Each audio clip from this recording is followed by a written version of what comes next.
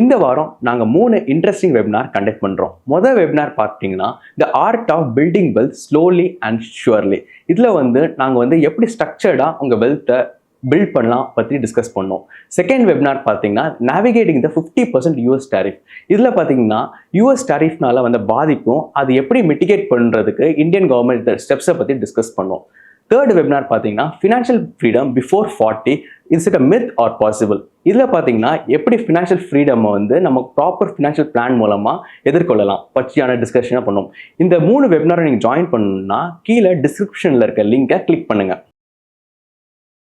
Result season எப்படி? Second quarter September 30 முடிஞ்சது. October 1லேருந்து இன்று வரைக்கும் கம்பெனி எல்லாம் ரிசல்ட்ஸை ரிலீஸ் பண்ணிக்கிட்டே இருக்காங்க. கால ஆண்டுக்கான ரிசல்ட் என்பது ஒவ்வொரு முறை வரும்போதும் நமக்கு ஒரு எதிர்பார்ப்பு உண்டு. அந்த எதிர்பார்ப்பு என்ன? ஃபர்ஸ்ட், போன வருஷம் இதே காலாண்டை விட இந்த காலாண்டில் வளர்ச்சி இருக்கணும். எதில் வளர்ச்சி இருக்கணும்? வருவாயில் வளர்ச்சி இருக்கணும், லாபத்தில் வளர்ச்சி இருக்கணும். மூணாவது ஒரு விஷயம் இருக்கு. செப்டம்பர் மாதம் வரக்கூடிய ரிசல்ட்ஸில் கவனமாக பார்த்தீங்கன்னா இன்னொரு தகவல் வெளியே வரும். அது என்னன்னா கேஷ் ஃப்ளோ. ஸோ அந்த கேஷ் ஃப்ளோலையும் வளர்ச்சி இருக்கணும். வெறும் வருவாய் வளர்ச்சியும் லாப வளர்ச்சியும் காட்டிட்டு அந்த லாபம் ரொக்கமாக பணமாக கம்பெனியில் சேரலைனாக்கா அப்போ கம்பெனி தன்னுடைய பணத்தை வருவாய் வளர்ச்சிக்காக வாடிக்கையாளர்கிட்ட விட்டு வச்சிருக்குன்னு அர்த்தம். இந்த கேஷ் ஃப்ளோ ஸ்டேட்மெண்ட் அப்படிங்கிறது ஒரு வருஷத்துக்கு 2 முறை வரும், செப்டம்பர் மார்ச். இந்த 2 முறையும் நீங்கள் P&L பார்க்குறீங்களோ இல்லையோ, கேஷ் ஃப்ளோவை ரொம்ப கவனமாக பார்க்கணும். P&L-யும் பார்க்கணும், பட் கேஷ் ஃப்ளோவை அதை விட கவனமாக பார்க்கணும். ஸோ செப்டம்பர் மாத ரிசல்ட்டுங்கிறது இன்வெஸ்டருக்கு ரொம்ப முக்கியமான ஒரு ரிசல்ட். இதில் இன்னொரு ரீசனும் இருக்குங்க. பாதி வருஷம் முடிஞ்சிருச்சு, 6 மாதம் முடிஞ்சிருச்சு 12ல். அப்போ அந்த 6 மாதம் ரிசல்ட் வச்சுட்டு இன்வெஸ்டர்ஸ் என்ன நினைப்பாங்க? இது அப்படியே டபுளாக போட்டு வச்சா ஃபுல் இயர் ரிசல்ட்டை நம்மளால ஓரளவு கணிக்க முடியும் அப்படின்னு நினைப்போம். ஏன் தானே? அதே மீறி ஒரு விஷயத்தை பண்ண முடியும். அதுதான் செப்டம்பர் மாதம் ரிசல்ட் நமக்கு கொடுக்குற ஒரு வாய்ப்பு. அது என்னன்னா, சில நேரங்களில் போன வருஷத்து ரிசல்ட்டோட இந்த வருஷத்து ரிசல்ட்டை, அதாவது போன வருஷத்துல இதே காலாண்டு வந்த ரிசல்ட்டை விட இந்த செப்டம்பர் ரிசல்ட்டை கம்பேர் பண்றதுங்கிறது ஒன்று. அது ஒரு வகை கம்பேரிசன். பட் இன்னொரு கம்பேரிசன் இருக்கு. அது என்ன தெரியுமா? இந்த செப்டம்பர் காலாண்டினுடைய ரிசல்ட்டை இதுக்கு முந்தைய ஜூன் காலாண்டு ரிசல்ட்டோட கம்பேர் பண்றது. ஸோ இந்த 2 காலாண்டுகளும் ஒரு அரையாண்டுக்குள்ள வரக்கூடிய ஒரு ரிசல்ட். இது 2 சேர்ந்தாதான் அரையாண்டுக்கான ரிசல்ட். பட் இந்த அரையாண்டுக்கான ரிசல்ட்டுக்குள்ள நீங்க ஸ்லைஸ் பண்ணி பார்த்தீங்கன்னாக்கா செப்டம்பர்ல வந்த ரிசல்ட் எப்படி ஜூனோட ரிசல்ட்டை விட பெட்டரா இருக்கு அப்படின்னு நமக்கு தெரியணும். சப்போஸ் செப்டம்பர் ஜூனை விட கணிசமா பெட்டரா இருக்கு அப்படின்னு வச்சுக்கோம். அப்போ நமக்கு ஒரு வாய்ப்பு இருக்கு. அப்போ நம்ம ஃபர்ஸ்ட் ஹாஃப் ரிசல்ட்டை அப்படியே 2ஆ மல்டிப்ளை பண்ணி ஃபுல் இயருக்கு ப்ரொஜெக்ஷன் போடக்கூடாது. இந்த செப்டம்பர் ரிசல்ட் மறுபடியும் டிசம்பர்லையும் மார்ச்லையும் நீடிக்குமா அப்படின்னு ஒரு கேள்வியை கேட்கணும். அது ஃபர்ஸ்ட் கொஸ்டின். இதுக்கு அடுத்த கேள்வி என்னன்னாக்கா, இதை விட இம்ப்ரூவ்மெண்ட் வருமாங்கிறது. இதற்கான விடைகள் நமக்கு நியாயமான முறையில் சரியான ஒரு அணுகுமுறையில் கிடைச்சதுனாக்கா நாம முழு ஆண்டுக்கான எதிர்பார்ப்புகளை வெறும் அரையாண்டு நம்பரை 2ஆ மல்டிப்ளை பண்ணி ஃபார்ம் பண்ண வேண்டிய அவசியம் இல்லை. நாம அதை நம்முடைய கணிப்புக்கு ஏற்ற மாதிரி கேலிபிரேட் பண்ணி உயர்த்தவோ தாழ்த்தவோ முடியும். அதற்கான வாய்ப்பு எப்போ வருதுன்னா இந்த செப்டம்பர் ரிசல்ட் சீசன்ல தான் வருது. செப்டம்பர் ரிசல்ட் சீசன் நவம்பர் 15 வரைக்கும் போகும். 45 நாட்கள் நிறுவனங்களுக்கு கால அவகாசம் கொடுக்கப்பட்டிருக்கு. மிகச்சிறந்த நிறுவனங்கள் முதல் 10 நாள்லயோ இல்லை 15 நாள்லயோ கொடுத்துருவாங்க. இதுல கடைசி நாள்ல ரிசல்ட் கொடுக்குறவங்க தான் ஏராளமானவர்கள்.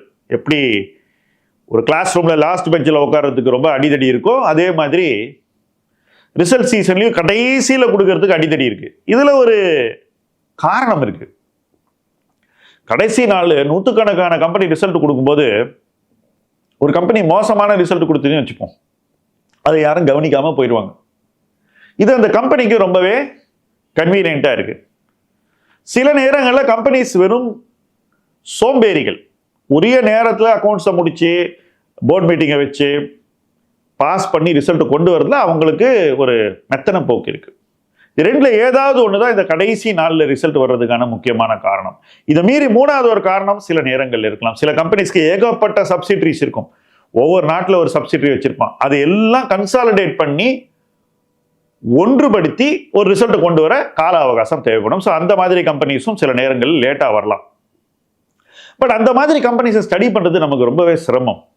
எக்கச்சக்க சப்சிடரி வச்சிருந்தா இந்த மெயின் கம்பெனிக்கும் அந்த சப்சிடரி கம்பெனிக்கும் ஏகப்பட்ட டிரான்சாக்ஷன் இருக்கும். இதையெல்லாம் ஒரு சாதாரண இன்வெஸ்டரால சரியா கணிக்கவே முடியாது. ஸோ அதுலேயும் நிறைய சிக்கல் இருக்கு. இதனாலேயே நிறைய கம்பெனி டிலே பண்றாங்க. பட் பொதுவாக சொல்றேன், இந்த கடைசி வர கம்பெனிஸை கொஞ்சம் க்ளோஸா வாட்ச் பண்ணுங்க. ஏன்னா அதுல சில எப்பவுமே கூகுளின்னு வாங்க கிரிக்கெட்ல லாஸ்ட் வர ரிசல்ட்ல கூகுளி மட்டும் இல்ல, கூகுளின்னு நம்ம நினைச்சிட்டு இருந்தா சைனா மேன் கூட வரும். அந்த மாதிரியான ஒரு ரிசல்ட் தான் லாஸ்ட்ல வரும். ஸோ இப்போ அந்த காலகட்டத்தை நோக்கி நம்ம போயிட்டு இருக்கோம். சில நாட்கள் இந்த வார இறுதியில முடிஞ்சிடும் ரிசல்ட் சீசன்.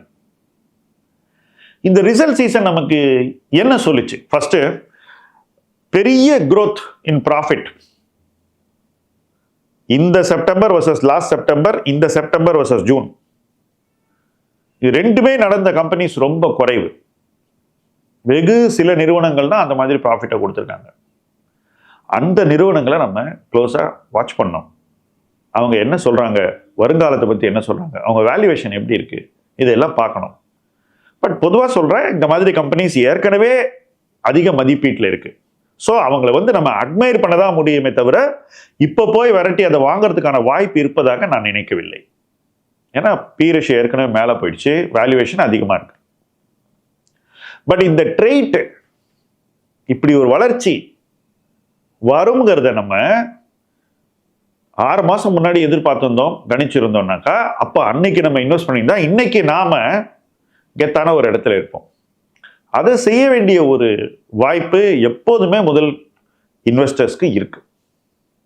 முதல்ல யார் ஐடென்டிஃபை பண்றாங்களோ ஒரு கம்பெனியை, அவங்களுக்கு அந்த வாய்ப்பு இருக்கு.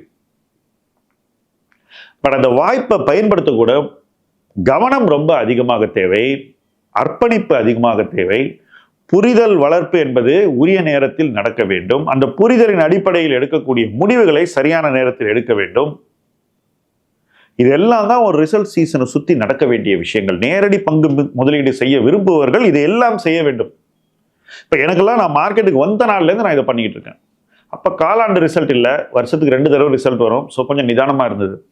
இப்ப அப்படி இல்லை, காலாண்டு ரிசல்ட் இருக்கு. அதுக்கு முன்னாடி நிறைய கம்பெனிஸ் மந்த்லி அப்டேட்னு ஒன்று கொடுக்குறாங்க. மாசம் மாசம் எவ்வளோ சேல்ஸ், சிமெண்ட், ஸ்டீல், ஆட்டோ, இது மாதிரி கம்பெனிஸ் எல்லாம் டேட்டா வெளியிடுறாங்க. ஸோ அதை வச்சுக்கிட்டே நம்ம வந்து இந்த காலாண்டு எப்படி இருக்குன்றத ஓரளவு கணிக்க முடியும். அப்படி கணிச்சிட்டோம்னா ப்ராஃபிட் அதிகரிக்கும்ன்றதை நம்மளால யூகிக்க முடியும். அப்படி யூகிச்சோம்னாக்கா நிச்சயமா அந்த கம்பெனியை நம்ம முன்னாடியே ஐடென்டிஃபை பண்ணி வாங்கி வைக்க முடியும். அதற்கான வாய்ப்பு இருக்கிறது. சார், இந்த எக்ஸ்போர்ட் பண்ற கம்பெனி, அந்த மாதிரி கம்பெனிலாம் எப்படி சார் கண்டுபிடிக்கிறது? நியாயமான கேள்வி. இன்னைக்கு நிறைய ரிசர்ச் சர்வீசஸ் இருக்கு. அவங்க எக்ஸ்போர்ட் டேட்டாவை மாசம் மாசம் கொலேட் பண்ணி ஒரு சேவையாக நமக்கு வழங்குகிறார்கள். அந்த சேவை கொஞ்சம் காஸ்ட்லி தான், பட் இது மாதிரி சேவைகள் இருக்கு. So professional investors, informed investors, ultra HNIஸ்லாம் இதுக்கெல்லாம் சப்ஸ்கிரைப் பண்ணி பார்த்துக்கிட்டே இருக்காங்க. அவங்க வச்சிருக்கிற company month on month export எப்படி போகுதுன்னு சார்ட் போட்டு பார்க்குறாங்க.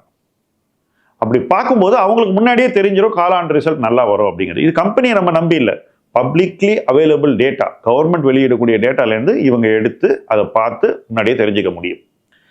இந்த வாய்ப்பு சிறு முதலீட்டாளருக்கு இல்லை என்பது உண்மைதான். பட் டேட்டா பேசஸ் எல்லாம் ஃப்ரீயாக கிடைக்கிறதுக்கு வாய்ப்பே கிடையாது. அது ப்ரொஃபஷனல் இன்வெஸ்டர்ஸ் தான் கிடைக்கும். ப்ளூம்பர்க் அப்படின்னு ஒரு டேட்டா பேஸ் இருக்கு, ஒரு வருஷத்துக்கு 25 லட்சம் வாங்குவாங்க ஒரு டெர்மினலுக்கு.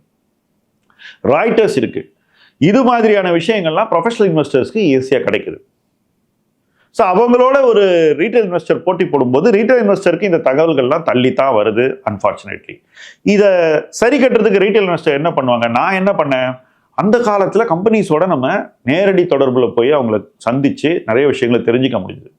இப்போ அதை நிறைய பேர் பண்றாங்க. நான் நேரடியாக கம்பெனிஸை போய் மீட் பண்ணதை குறைத்து கொண்டேன். பட் நிறைய அனலிஸ்ட் இதை பண்றாங்க. இப்போ எங்க நிறுவனத்திலே நிறைய பேர் இதை பண்ணிட்டு இருப்பாங்க.